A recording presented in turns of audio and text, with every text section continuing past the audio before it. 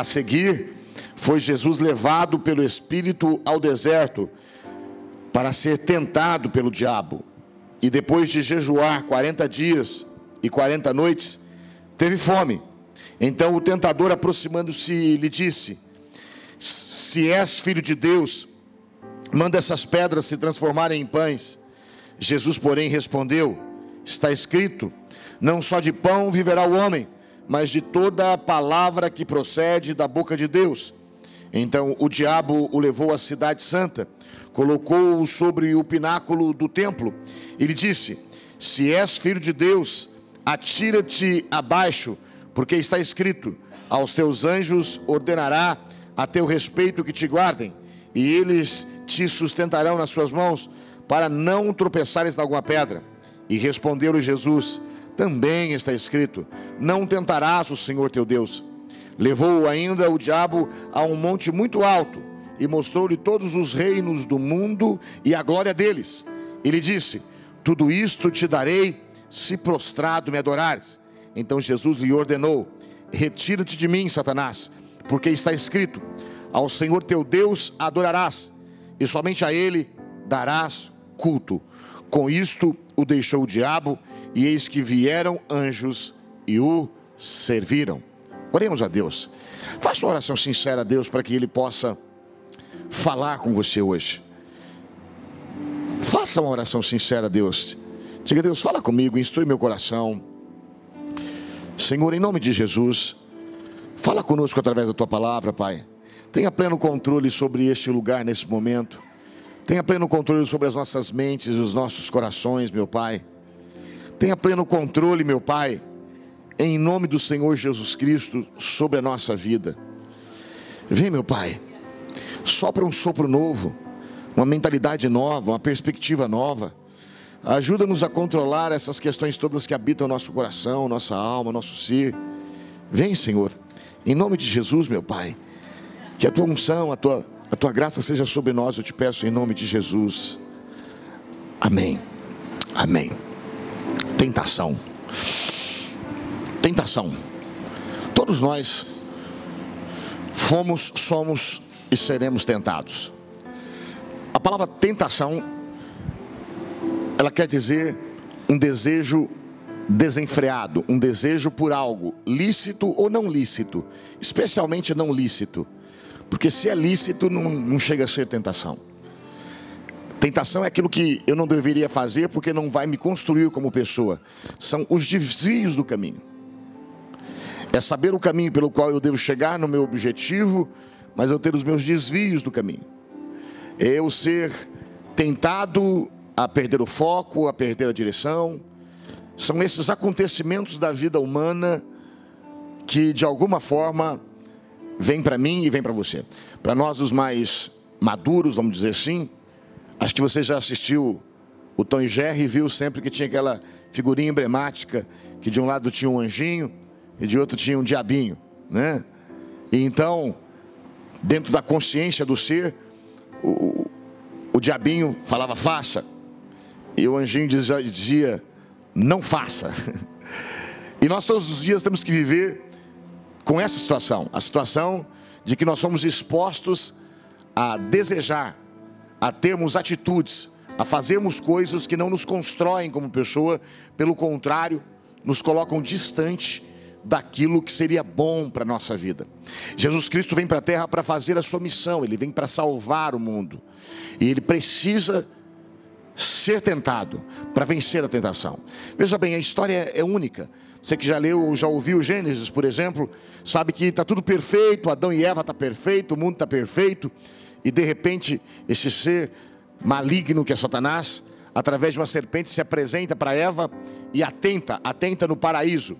Adão é tentado no paraíso, e então ele escolhe duvidar da palavra de Deus, acreditar na palavra de Satanás, ele cede e ali é vencido. Agora é Jesus quem vai vencer a tentação. A tentação no Éden vence o homem, mas Jesus no deserto, ele vence a tentação. A tentação é essa fragilização das atitudes humanas para que possa morrer em mim aquilo que é bom. É essa coisa que me faz como eu disse antes, desviar da minha missão, do meu caminho e me perder. E talvez eu e você hoje estejamos vivendo um momento de tentação. Se não estivermos vivendo hoje, é porque estamos mortos. Com certeza, vivos todos nós que somos tentados de uma forma ou de outra. Ou seja, numa atitude que temos para com o próximo, ou numa atitude para conosco mesmo. Pode ser algo de consumo, pode ser algo dentro do meu comportamento, não importa. Todos nós somos tentados a algo que não coopera, não contribui e não abençoa a nossa vida. Jesus, ao iniciar o seu ministério, tem que passar por esse campo da tentação. A frase já é conhecida, em que Adão foi tentado no paraíso e caiu. E Jesus foi tentado no deserto e venceu, numa situação circunstancialmente ruim. Esse texto de ponto, para a guisa de introdução aqui, nos ensina algumas coisas. A primeira coisa é de que Satanás não é um mito, ele não é uma lenda. Eu gostaria que fosse. E algumas pessoas, elas têm pintado o chifre do diabo e têm botado uma roupinha cor-de-rosa nele e têm feito dele uma figura mitológica, dizendo, não, essa é uma invenção, é uma metáfora, é uma invenção do homem. E eu gostaria muito que fosse. Eu confesso para você que eu gostaria que fosse isso, que ele fosse um ser inventado. Mas infelizmente, pela experiência da vida, pela experiência do ministério e pela palavra de Deus, nós entendemos que o diabo existe e que ele tem um poder limitado. Ele é, como algum escritor disse, ele é como um cão amarrado por uma corrente que tem um limite, mas ele existe. Ele é feroz, ele é chamado pela Bíblia, por Jesus Cristo, do Deus desse século. Ele é chamado como o enganador, ele é chamado como o exterminador, ele é chamado como o pai da mentira, ele é chamado como o destruidor de lares, de vida. Os adereços, as palavras ou os adjetivos que a ele são dados são terríveis, mas esse texto me ensina isso, ele existe. Ele existe e o objetivo dele é único, é fazer-me de alguma forma desviar da minha rota, perder o meu caminho, de alguma forma perder o meu foco. Mas o objetivo de Deus, em nome de Jesus, é te dizer que ele o venceu no deserto e que a vitória dele sobre Satanás faz dele um inimigo vencido. E é mais fácil você enfrentar um inimigo vencido do que um inimigo invencível. Ele é um inimigo vencido em nome de Jesus Cristo. A segunda coisa que esse texto me ensina é que não somente Satanás existe, é real, não é um mito, não é uma lenda, não é uma invenção humana de mentes doidas, mas também esse texto me ensina que a tentação, ela é inevitável. Diga, a tentação é inevitável. Sabe, seria muito bom se tivesse algo que eu pudesse fazer para evitar a tentação. Mas aqui ou acolá, você vai ser tentado. Vai ser tentado no seu casamento, vai aparecer um negocinho melhor no meio do caminho. Você vai ser tentado a desistir do seu trabalho, em algum momento do seu ministério, do seu trabalho, aquilo que você faz. Você vai ser tentado a abandonar tudo, jogar fora, ir embora. Você vai ser tentado em relação a algumas amizades. Você vai ser tentado. Isso faz parte da natureza humana. Esse texto nos ensina que nem Jesus pôde evitar a tentação. Então eu tenho uma notícia para você. Eu não sei se você gosta, eu não gosto, mas nós seremos tentados, especialmente naquelas áreas que nós mais somos fracos, certo? Naquelas áreas de maior fragilidade nossas. Então, se você, por exemplo, é muito chegado em dinheiro, e todos nós gostamos, mas se você é muito chegado, possivelmente seja essa área em que você vai ser tentado. Se você gosta de um sexozinho, possivelmente demais na conta, é nessa área que você vai ser tentado, vai ser um ser insaciável. Se você gosta de uma cachaçinha, com certeza, se você não gosta, não vai ter problema, mas se você gosta de uma cachaçinha, é nessa hora que você vai ser tentado para chegar aos extremos. O pecado é o excesso de uma prática que acaba me levando a uma degradação, a uma destruição pessoal. A tentação, ela é inevitável. Não há nada que eu possa fazer. Veja, preste atenção nesse texto. Jesus Cristo está fazendo o que aqui nesse deserto? Orando e jejuando. Mesmo em um momento espiritual, a tentação, ela acontece. O texto me ensina que o diabo é real, que a tentação é inevitável. Também o texto me ensina que a tentação, ela pode vir nas horas mais esplêndidas da vida. Diga, a tentação pode vir nas horas mais esplêndidas da vida. Se você ler o texto anterior, você vai ver que Jesus havia estado na presença de Deus e havia sido batizado por João Batista. O Espírito Santo veio como pomba sobre ele, e uma palavra de Deus veio sobre todos e diz: este daí é o meu filho amado, em quem o meu coração comprais. A tentação, ela não escolhe hora para vir. Ela pode vir logo após uma grande vitória, quando a gente depõe as armas e fica tranquilo achando que já está tudo vencido, tudo terminado. Ou ela pode vir num momento complicado, complexo da vida. Aqui com Jesus, ela vem num momento esplêndido, de grandes acontecimentos, de empoderamento ao máximo. Ela vem neste momento. A tentação vem numa hora esplêndida, quando todas as coisas grandes tinham acontecido com ele. Mas há uma última verdade que esse texto me ensina.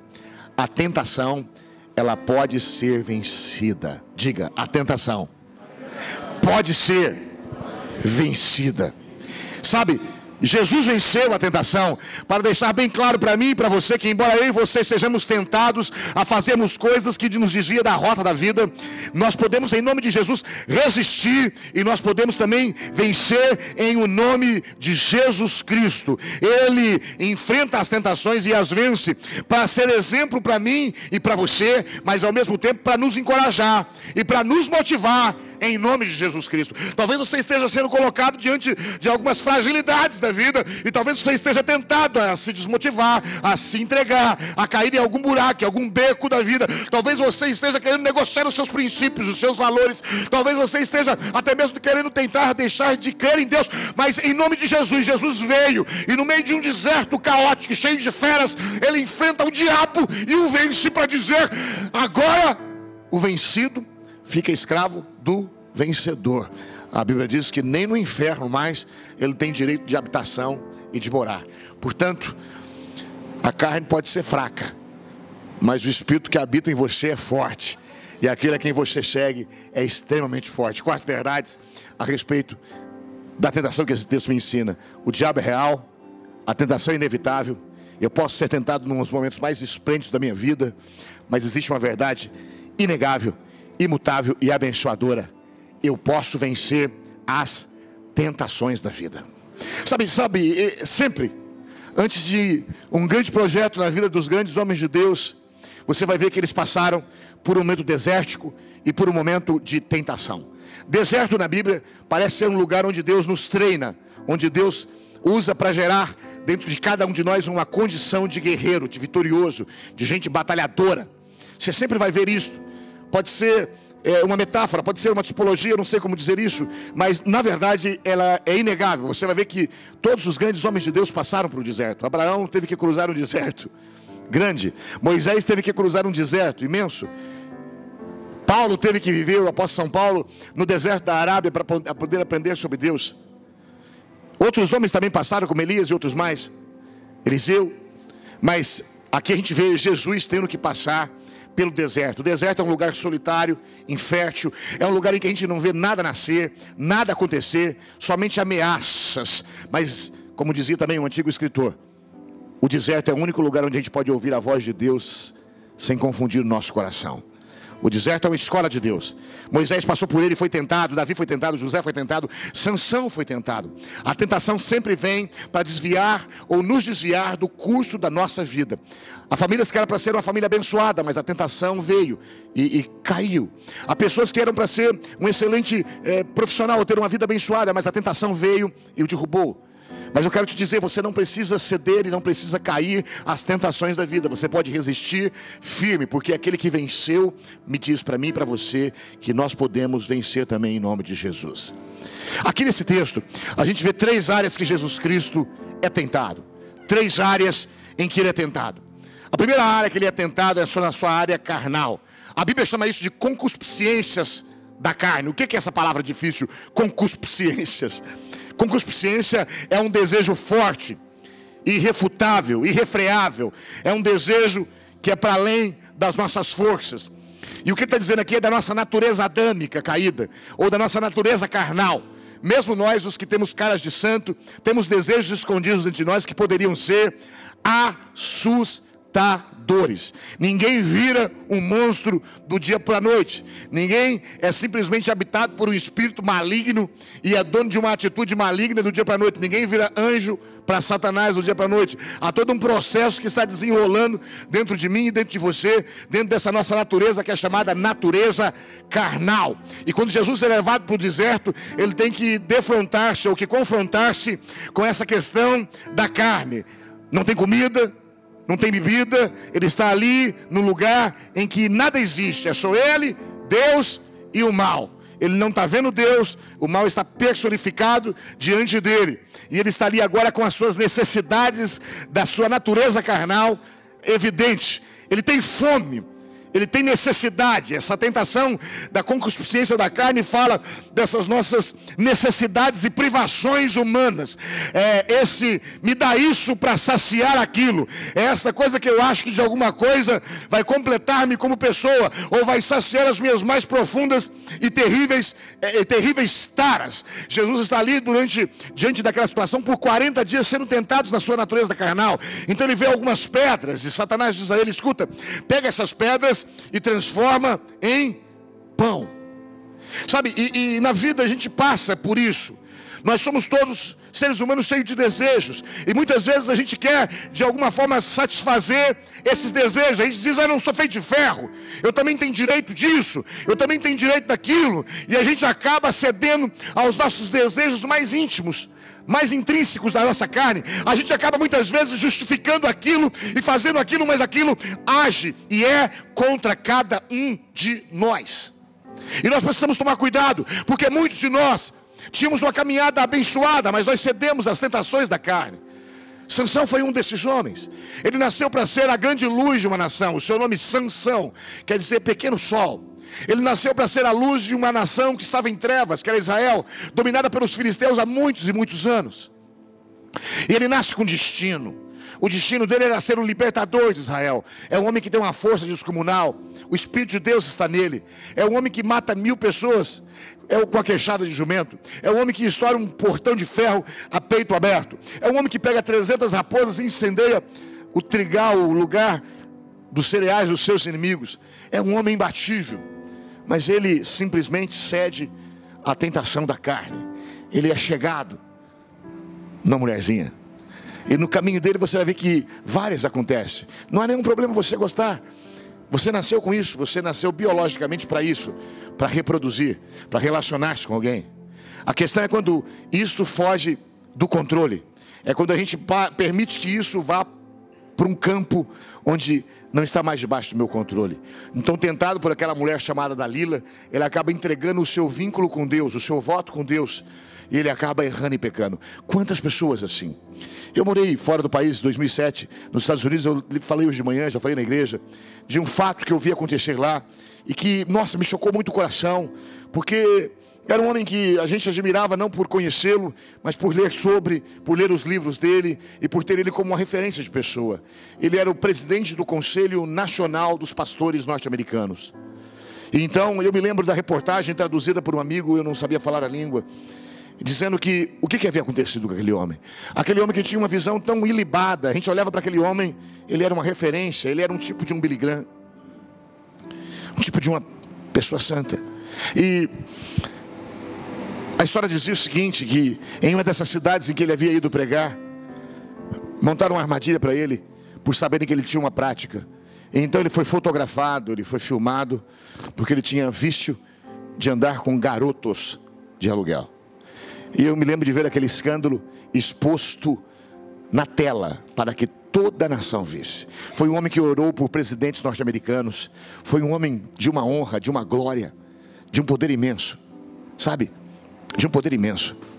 Sabe, alguns anos se passaram, e ele foi até um culto de um pastor chamado, esqueci agora o nome, de uma igreja chamada Elevation Church, Igreja da Elevação, Nick Furtick. E ele deu ali uma entrevista em um culto. Ele disse: olha, aquilo era uma coisa desenfreada, que começou aos poucos, e eu fui permitindo, e de repente já não era mais errado, e de repente aquilo, eu já não tinha mais controle, e de repente eu já permiti aquilo, e de repente a coisa vazou. Ele diz: a minha esposa me ama e me perdoou, os meus filhos me perdoaram, os meus netos todos me perdoaram, mas ele nunca mais pôde voltar a ser a mesma pessoa, porque as pessoas não perdoam, não é verdade? Nós, os seres humanos, parece que não conseguimos esquecer disto. Ou se esquecemos, não acreditamos que a pessoa pode ser trazida ou pode ser levada ao mesmo tipo de vida. E ele diz: eu não consegui mais exercer o meu ministério, a minha vida, ela parou, ela cessou nesse sentido. E hoje, quando um dos meus netos acessa o Google, ainda lá o meu caso está exposto, não tem como tirar. Sabe, há muitas histórias assim, de gente que nasceram com um grande propósito, com um grande objetivo, com uma grande missão na terra, mas que na caminhada humana se deixou ser levado por desejos desenfreados de sua própria carne. E eu e você temos essa natureza maligna. Não pense que não temos. Jesus a tinha. Jesus foi tentado em todas as áreas. A única questão é que ele não cedeu. E de vez em quando vai vir essa vozinha: alimenta a tua carne, alimenta essa tua natureza humana, libera os teus desejos, libera, solta. Eu não sei se você chegou a assistir aquele filme Advogado do Diabo, um filme antigo, né? Não tão antigo também. Mas é interessante ali uma fala que eles dizem, que chega a conflitar a mente humana, em que o diabo personificado naquele ator que me esqueço o nome, chega e diz: será que é pecado mesmo? Então quer dizer que Deus faz um desejo, coloca dentro de você, e depois ele bota uma lei e diz: não faça. E da forma com que ele discorre e fala, cara, mexe com a mente da gente, sabe? E talvez a minha mente, a sua mente, mesmo a gente sabendo quem é Deus, como é Deus, a gente tem ouvido essa vozinha da natureza humana, dizendo para a gente continuar fazendo certas loucuras que estão acabando com a nossa vida. E hoje é dia de eu e você me levantar, de nos levantarmos em nome de Jesus, e de nos reposicionarmos e dizer: eu não quero mais isso na minha vida, em nome de Jesus Cristo. Em nome de Jesus Cristo. Há não muito tempo atrás, isso sempre ocorre, eu atendi uma pessoa de uma outra cidade, um pastor amigo, e como ele não conseguia lidar com os conflitos da sua congregação, não conseguia lidar com os conflitos da sua família, não conseguia lidar com os conflitos disso, daquilo, ele começou a, de alguma forma, voltar a uma antiga prática da sua vida. Ele diz: olha, eu não dormi com nenhuma mulher, eu não traí minha esposa, eu não roubei na minha congregação, mas para me aliviar eu comecei de volta a fazer algo que eu não devia. Ele era alcoólatra no passado, e um alcoólatra não deve voltar à prática do uso nem sequer moderado do álcool. Ele diz: eu comecei a tomar uma cervejinha. Ele diz: eu sabia que eu não devia, porque eu sabia que aquele era uma porta de entrada para algo maior. Eu sei que outras pessoas até possam fazer isso e tenham um controle, mas eu não tinha. Ele falou: eu sabia que eu não devia. Então de uma eu fui para duas, de duas eu fui para três, então de três eu fui para quatro, de quatro não deu certo, porque eu tinha que ficar muito tempo bebendo, então eu intercalei com a vodkazinha. Então de repente, quando eu fui encontrar, ele já estava bebendo 1 litro de vodka por dia. Sabe o que significa isso? Como dói o coração da gente, a gente vê uma pessoa que tem uma missão, um chamado, que nasceu para brilhar, que nasceu para ser um iluminador do caminho dos outros, cederem a certas questões da vida. Mas eu quero te dizer que isso não acontece só com ele, isso acontece comigo e com você em diversas áreas. Em diversas áreas. Talvez seja numa área de gasto, você é uma pessoa excessivamente gastona, e para ter prazer carnal, você precisa comprar uma coisa que nem sequer você vai usar, vai esquecer guardada no guarda-roupa, enfiada num buraco qualquer, mas para tentar saciar um buraco da alma, uma necessidade de desejos efêmeros da carne, a gente precisa de alguma forma saciar essa vontade, essa fome, ou esse padecimento de necessidade. Nós nos sentimos necessitados de algo. A gente precisa de comer pão. A gente pensa que tem coisas que podem saciar a nossa alma, e tanto eu como você sabemos que isso não pode saciar a nossa alma. Portanto, não dê vazão à sua natureza terrena. Se você tem vontade de dar uma pancada, dá um abraço.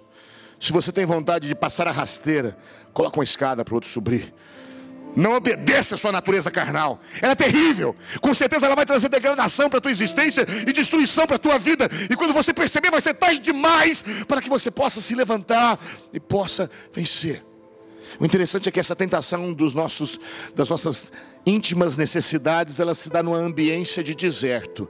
Numa ambiência de deserto, né? Sabe? Ninguém está vendo. Ninguém está vendo. No início da minha fé, eu fui liberto numa área, e sempre que eu ia pregar em uma cidade diferente, sempre vinha o pensamento de fazer aquele pecado, que eu falava assim: ninguém está vendo aqui, ninguém me conhece. Mas não adiantava, eu ia para Balneário Camboriú, chegava lá, tinha crente sentado na praia, não podia pecar lá também.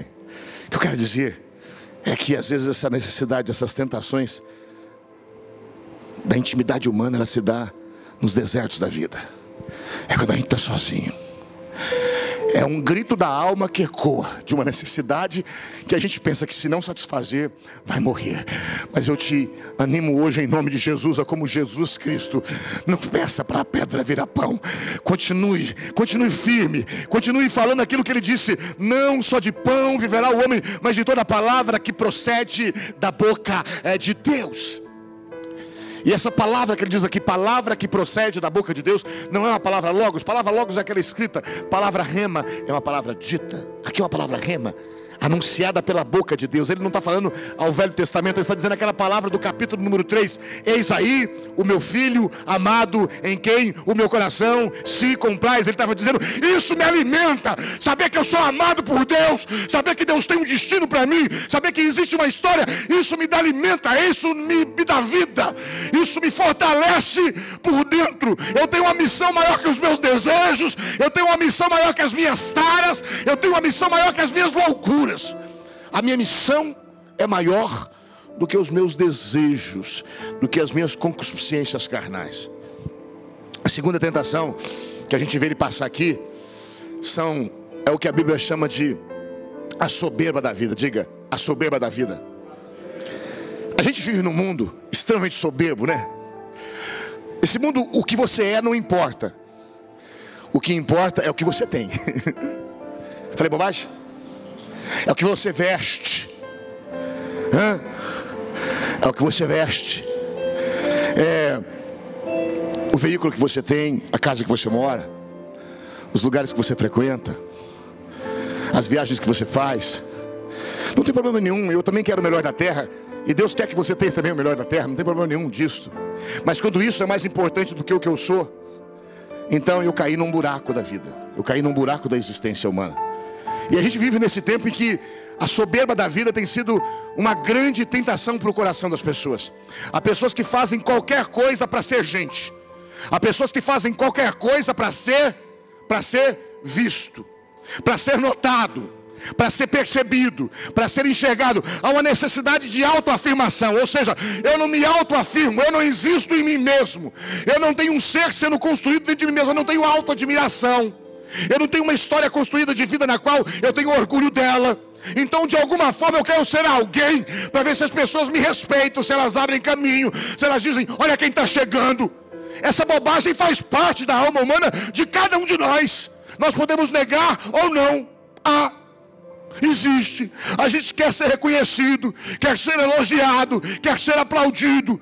Não tem problema quando isso está numa tangência da normalidade. Mas quando isso é excessivo, quando isso nos leva a fazer loucuras para alcançar isto, isso tem mal sim. Comer pão é necessário, ser reconhecido é necessário. Tem um hino que a gente cantava, que eu falava, nossa, eu não consigo muito cantar esse hino, que ele dizia, eu não preciso ser reconhecido por ninguém. Aí a gente mudava a letra, dizia, eu não consigo ser reconhecido por ninguém. Porque a gente quer ser reconhecido. Não? Você já viu alguém que pinta o cabelo e você não percebe? Você não reconhece? Sua esposa, homem detesta, né? Homem que pinta cabelo, ele não quer que ninguém enxerga, né? Esses dias eu estava no barbeiro, o cara estava pintando as raízes brancas, mas meio que escondido da mulher, porque a mulher ligou, alguém ligou, falou, não, eu estou aqui no lugar. Falei, por que não fala que é barbeiro? O homem esconde.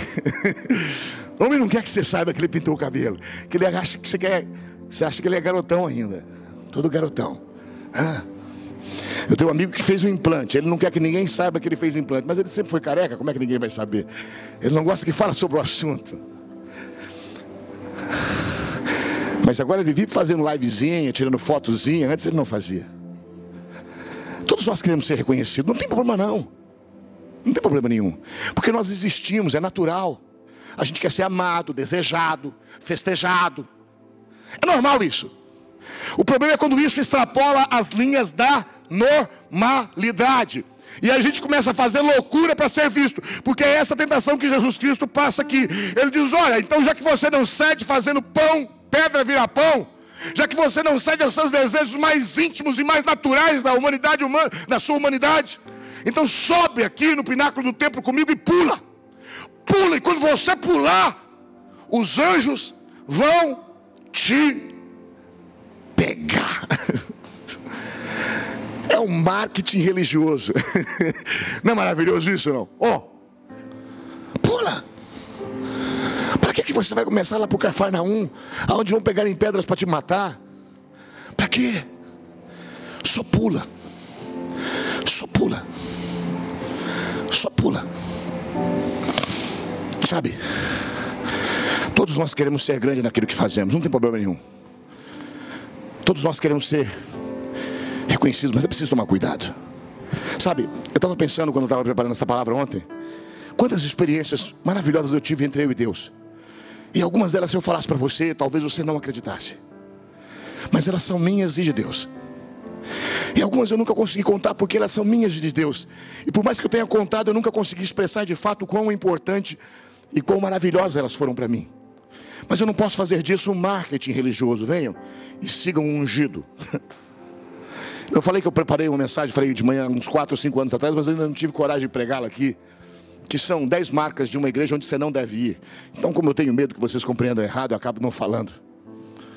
Mas a gente tem que tomar cuidado. Um lugar onde o cara é chamado de ungido, poderoso.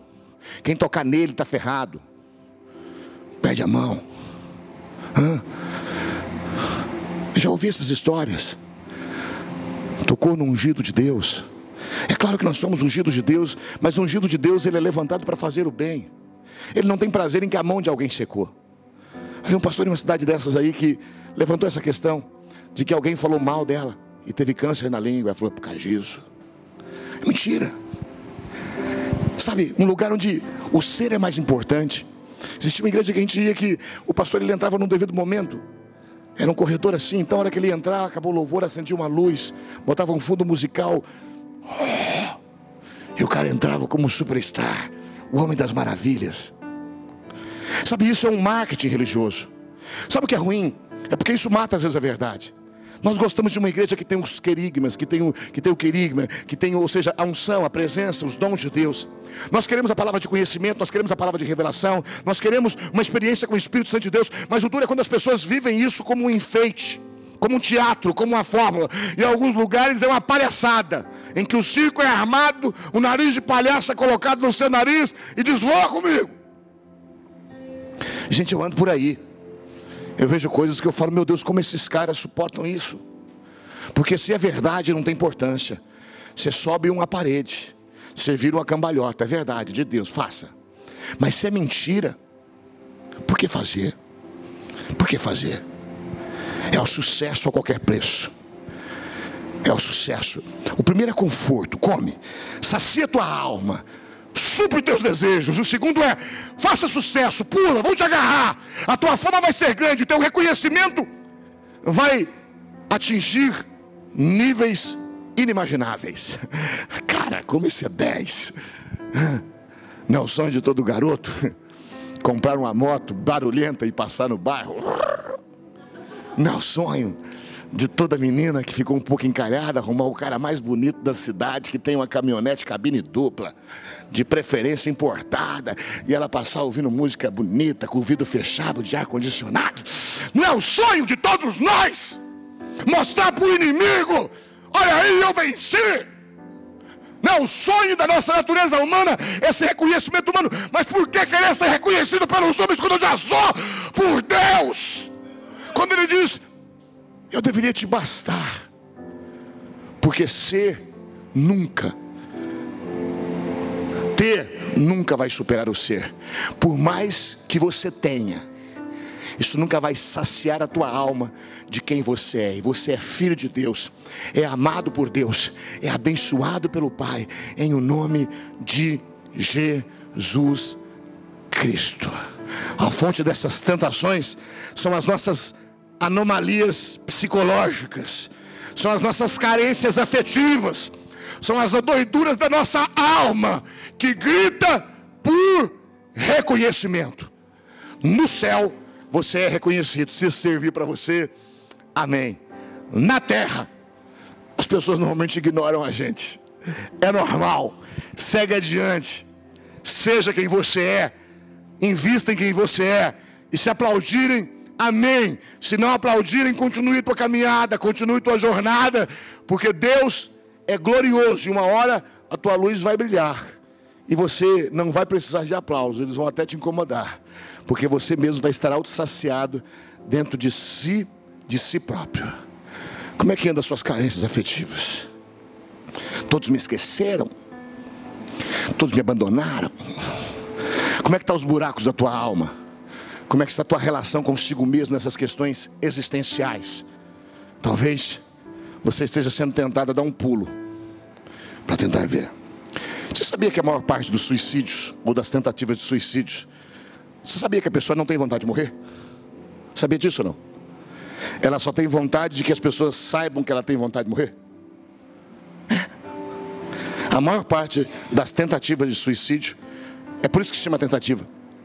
E muitos dos suicídios não aconteceram porque a pessoa de fato queria morrer.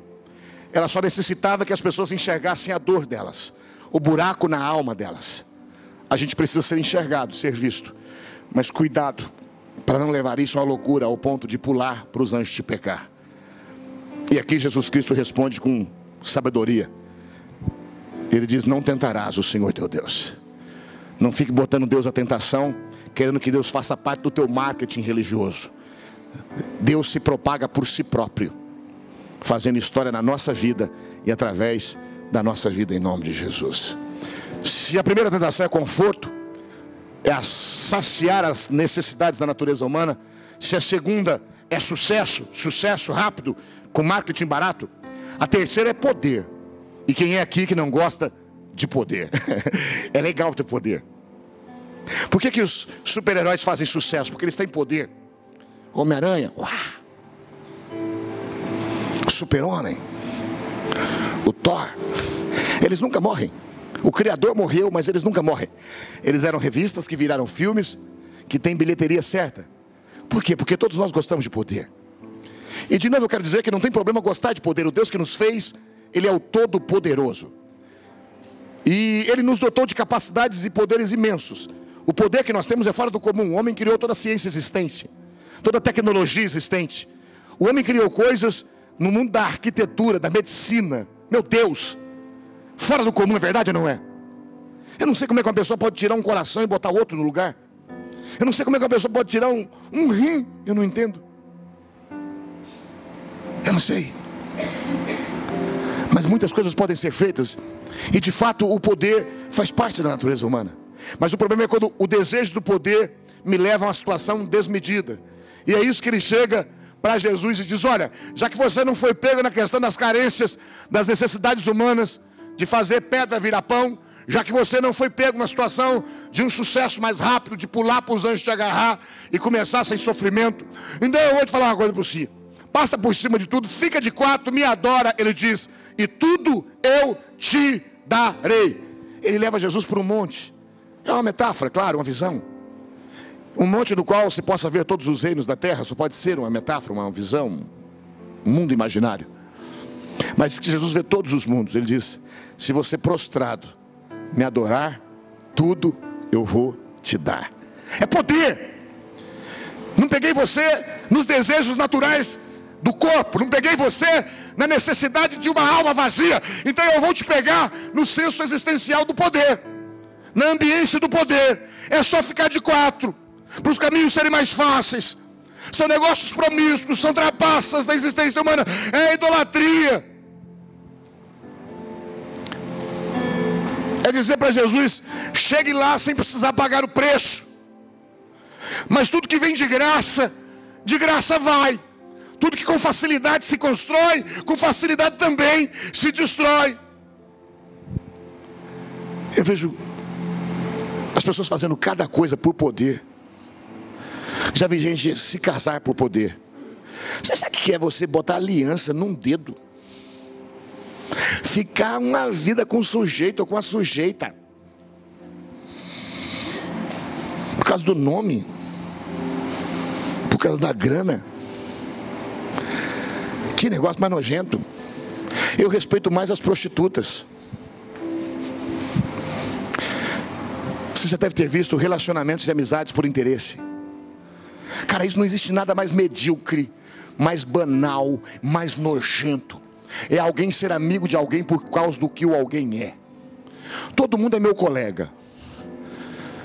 E fulano, viu uma vez, meu amigo, na casa dele. Já pegou marmita lá em casa. isso é banal. Isso é banal. Mas a gente necessita de poder. A gente necessita de um mundo onde a gente tenha domínio, onde a gente tenha controle, onde a gente, quando chegar, o tapete vermelho seja exposto, onde uma luz de um holofote se acende e diga: agora a festa pode começar. A gente tem essas necessidades que às vezes extrapolam as questões humanas. E eu e você somos tentados nessa área a nos vender no mundo e na vida, a vender os valores que os nossos pais nos ensinaram, a vendemos os valores que a nossa fé nos ensinou. Tem gente que rouba, tem gente que trapaça, tem gente que engana e ainda consegue dormir à noite.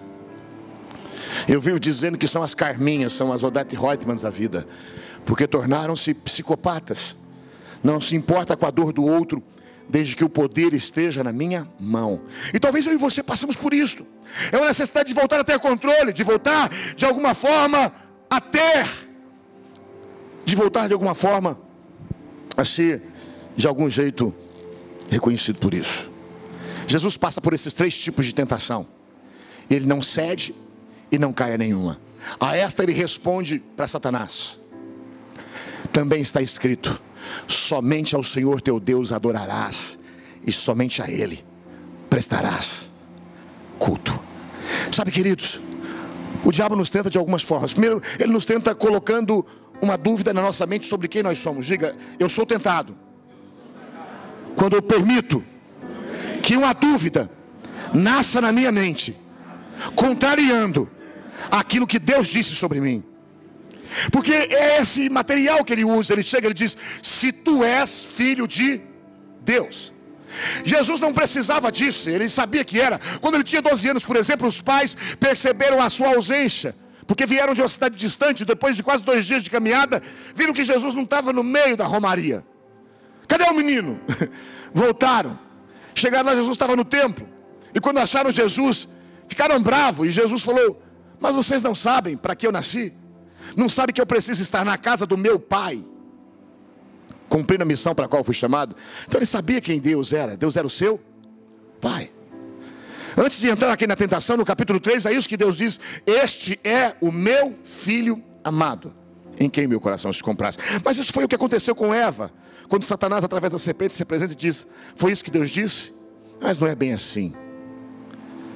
Sabe, as armas que ele usa são colocar dúvidas no meu coração e no seu coração.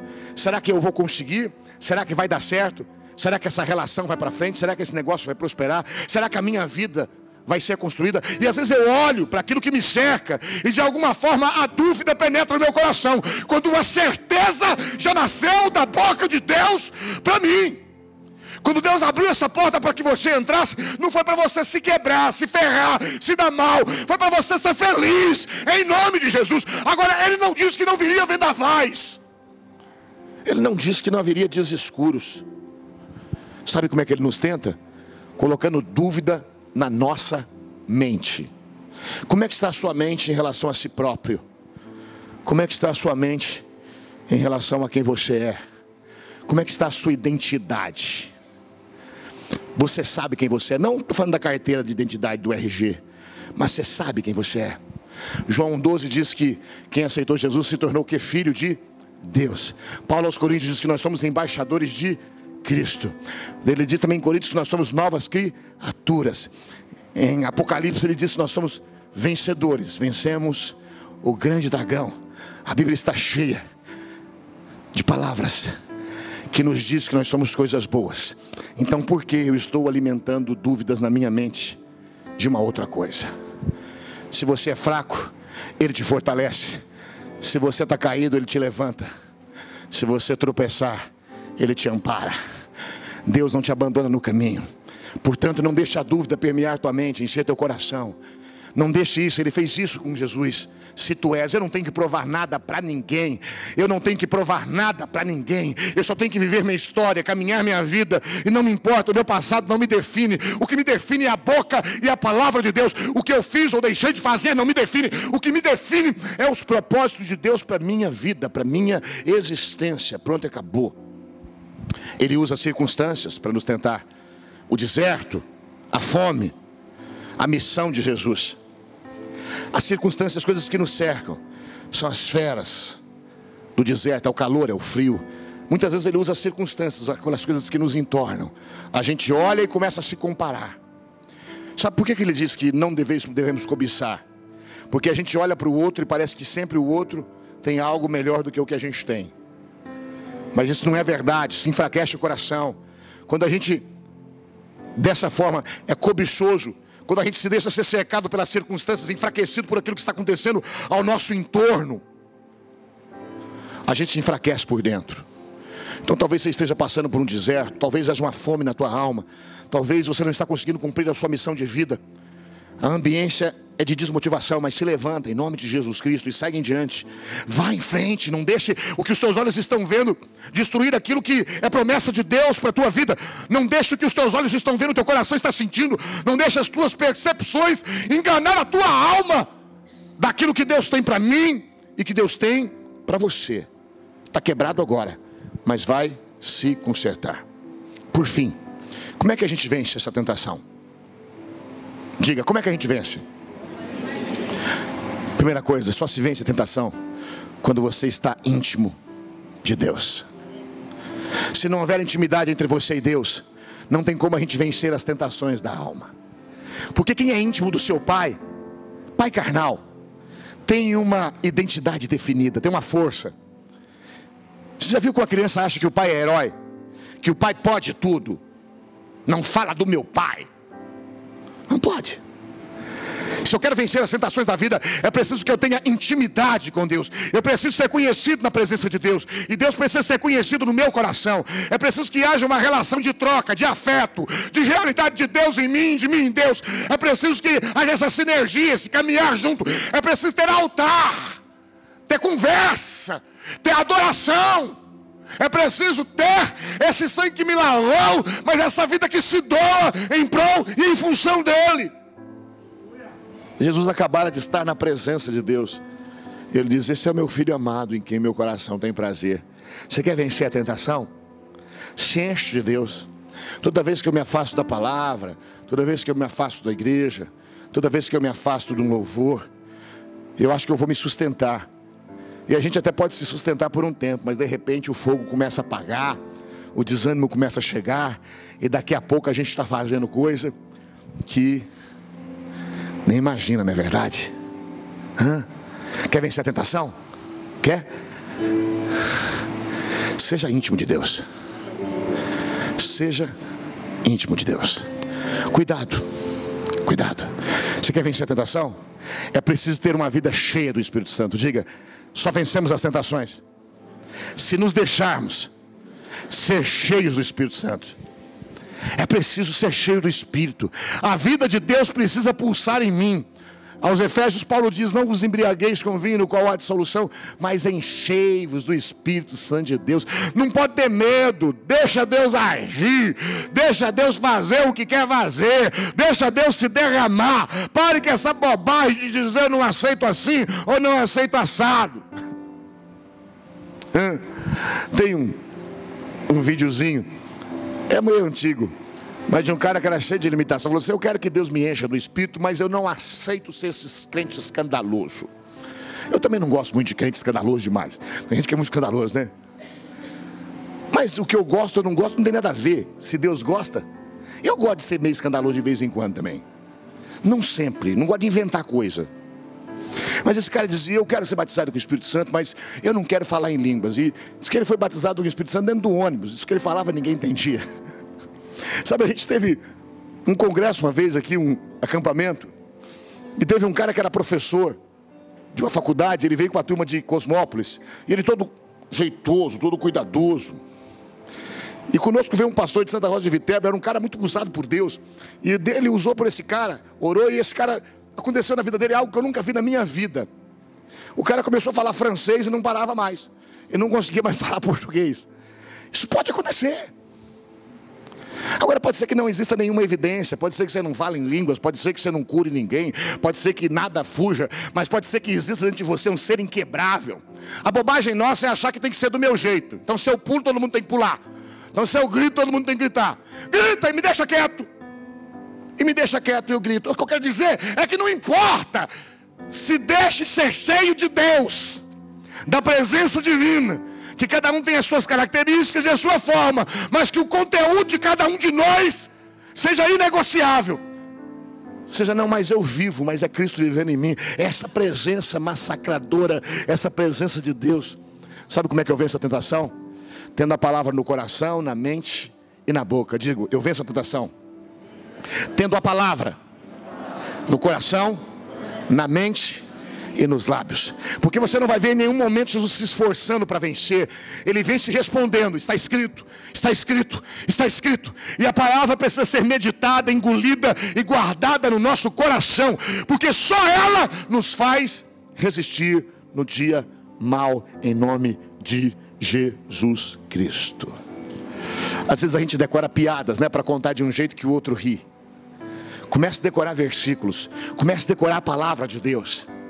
Comece a decorar coisas que te deixem em pé, que te façam vitoriosos, em nome de Jesus. Um dos versos que você deveria decorar, que eu decoro, é 1 Coríntios 10, 13. E não veio sobre vós tentação que não fosse humana, mas fiel é Deus, o qual não deixará que sejais tentados acima do que podeis suportar. Então, quando eu sou tentado, eu me lembro desse verso, eu falo: está dentro da minha força, eu posso vencer com a graça de Deus. Deus não permite que venha sobre a minha vida algo que eu não aguente, e com isso eu sou firme, eu sou forte, eu continuo em frente, em nome de Jesus Cristo. Amém, queridos? Por fim, eu venço as tentações tendo compromisso com oração e com jejum. Quem jejua e quem ora vence as tentações da vida. Eu não sei se você gosta, mas normalmente não são coisas que a gente gosta. Eu não gosto de orar, tem dia, e eu não gosto de jejuar. Jejuar eu detesto, mas a gente faz, porque são práticas divinas que nos levam para mais perto de Deus. Sabe, quando eu era novo na fé, eu fazia algumas coisas por puro impulso. E como o tempo passou, eu posso falar agora. Mas uma das coisas que eu fazia é quando eu comecei o trabalho em Padre Anchieta, que era uma igreja que existe lá hoje, pastor Luciano é pastor lá. Eu me lembro que eu jejuava toda semana 3 dias, então eu só comia 4, por isso eu era uma vara seca. Mas eu ficava, eu lembro que eu testava minha carne, eu abria assim a panela, minha mãe fazia um franguinho delicioso, eu cheirava. Eu perguntava para minha carne: está desejando? Ela dizia: tá. Eu falava: vai ficar sem. Para que essa loucura? Essa loucura não é judiar da gente, mas é dizer para tudo aquilo que grita no corpo, na alma, no nosso ser: pode haver aqui um desejo, mas há uma vontade maior. Eu domino o que existe em mim. O jejum é essa prática de abster-me de coisas lícitas para ter uma vida de controle e de domínio próprio. A gente vence tentações quando se pratica o jejum e a oração. E como é que eu encerro com você? 3 coisas aconteceram. Primeiro, o diabo bateu em retirada, é o que diz o texto. Deixa eu te dizer uma coisa, você vai guardar e vai levar. Deus não pede que eu lute contra Satanás. Não tem uma espada santa, um cajado real. Não tem uma água benta. Não tem uma recha de alho. Não tem nada, não tem um galho de arruda. Nada disso espanta o mal. Você acha que um galho de arruda espanta o mal? Você acha que um negocinho vermelho aqui espanta o mal? Você acha que uma figuinha de plástico espanta o mal? Eu nunca vi gente tão besta como a gente é besta. Ah não, mas a minha fé está em Deus. Mas você está em Deus, para que botar essas bestagens? São bobagens humanas. O que ele está dizendo aqui é que só existe uma coisa que vence o mal. É o que Pedro diz: resistir ao diabo e ele... Como é que é resistir ao diabo e ele? Só uma coisa resista. Fica firme. Pode vir dúvida na mente, pode vir confusão na alma, pode vir desejo de poderes super grandes, imensos, de controlar tudo. Fica firme, resiste, aguenta no dia forte, no vento forte, suporta. Porque se você resiste, o mal vai embora. Ele vai embora. Não adianta você levantar, pisar na cabeça do diabo. Tem um cântico que a gente cantava, eu não gostava muito, não sei se o Michel lembra. Eu fui no terreiro do diabo, tomei tudo que ele me levou. Eu falo: gente, não canta isso, que tem gente aqui que não tem autoridade para cantar esse negócio aí. Se você for lá, eu vou falar: até que enfim você voltou. Você sempre foi daqui mesmo? Estava sentindo sua falta, sua casa aqui. Não. É, porque tem gente que acende uma vela para Deus, outra para o diabo. É. Ele fala: você não me ofende nada, vai lá fazer minha obra, missionário. Não, eu não quero isso. Ele está dizendo que o que me faz vencer o mal é quando eu tenho um poder de posicionamento, de resistência. de dizer não. Eu estou cansado com esse escudo de guerra. Eu gosto de guerra, eu gosto de oração, mas é umas guerras bestas de gente doida, parece que está jogando fliperama. Está entendendo ou não? Cara, os caras dizem, você tem que saber os nomes dos demônios. Eu falei, mas é muito nome. Mas me deram uma apostila, eu falei, não vou guardar tudo isso não. Não, tem que guardar para poder vencer. Eu falei, mas são mais de 60 nomes de capeta. Tem um lá que chama Nosferatus, que controla mentes, que tem que orar contra ele. Você ficar todo dia, Senhor, em nome de Jesus, quebra Nosferatus. Quebra ele. Todo dia, em vez de falar o nome de Jesus, do Espírito Santo. Aí quando vi os desejos, eles falavam as qualificações das pombagiras, são várias. Parecia que eu invocava mais elas do que Deus. Senhor, essa pombagira, quieta ela, cala ela, amarra ela, coisa ela, essa tranca-rua. E aí você ia falando os nomes todos. E a gente, em vez de ser evangelizado, era diabolizado, porque a gente aprendia mais sobre o inferno do que sobre Deus. Ele está dizendo que a gente vence é quando resiste. A nossa guerra é se associar a Deus, é se aliançar com Ele, e Ele vai guerrear as nossas guerras. Ele já o venceu no deserto.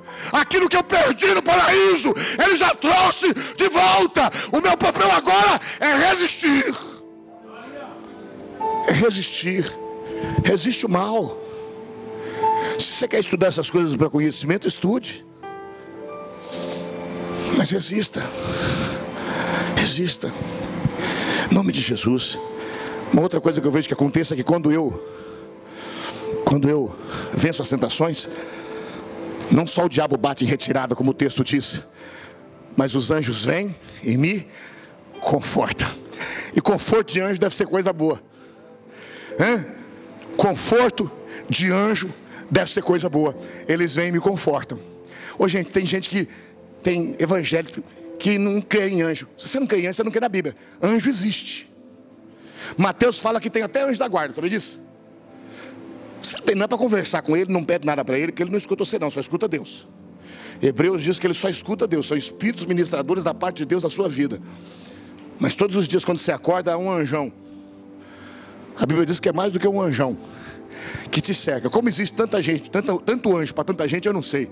Eu só sei que é uma guarnição de proteção divina sobre a tua vida. Você crê nisso ou não? É preciso crer no Evangelho. Se você crê no Evangelho, você crê. Porque é Pedro quem diz que o nosso inimigo, ele anda ao nosso derredor. Porque ao nosso redor, diz a palavra de Deus, estão os anjos de Deus. Em nome de Jesus Cristo. Simplesmente como guardiões da palavra do Senhor. Para que o mal não te toque. Porque você é guardado em Deus. E se o mal vier, não vai te tocar no seu sentido interno. Porque não vai te fazer debruçar. Você se levanta, você consegue seguir adiante. Em o nome de Jesus Cristo. Nós não temos imunidade, mas nós temos um seguro, uma segurança de que o Pai não permite que o maligno nos toque. Em nome de Jesus. Os anjos vieram confortá-lo. E por fim, Jesus foi e fez a sua missão.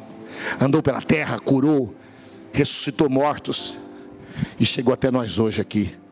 A igreja dele levantada. Valeu a pena. Sabe como é que eu quero encerrar com você? Você abrindo de novo a sua Bíblia e eu lendo com você um versículo para você deixar guardado. Hebreus 2. É assim que eu queria terminar com você hoje. Hebreus 2, verso 18. Se você não tem a sua Bíblia, ou se como eu você é demoradinho para abrir, eu vou ler aqui, você ouve. Hebreus 2, 18. Fique em pé, por favor. A gente vai orar e vai encerrar. Olha o que está escrito. Hebreus 2, 18. Pois naquilo que ele, Jesus, mesmo sofreu, tendo sido tentado, é poderoso para socorrer os que são tentados. Vou ler novamente. Pois naquilo que ele mesmo sofreu, tendo sido tentado, é poderoso para socorrer os que são tentados.